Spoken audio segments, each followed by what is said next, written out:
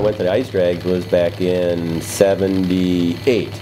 And a good friend of mine was involved with the ice drags. That's the first time I even heard of the ice drags. The first time I drove the other guy's truck, it was called the Danger Ranger. Didn't have any prep, any practice whatsoever, and after that I was pretty well hooked. We started out pretty much at the bottom. We started out in powder puff.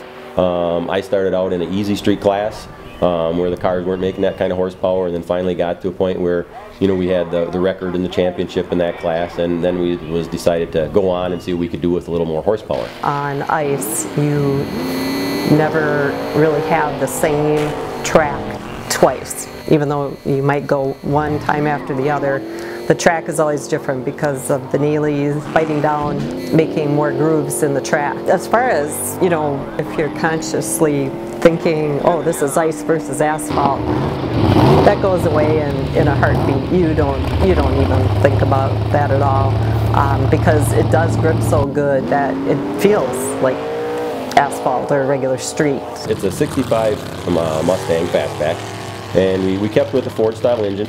It's an aftermarket block though, because it's a bigger bore and a bigger stroke than what you can get out of a standard configuration block. We decided to go with nitrous. That way Ruth could drive it in some of the classes that didn't have a power adder, and then I could drive it in the ones that did have a power adder, so we could get more runs out of the car and enjoy the car more.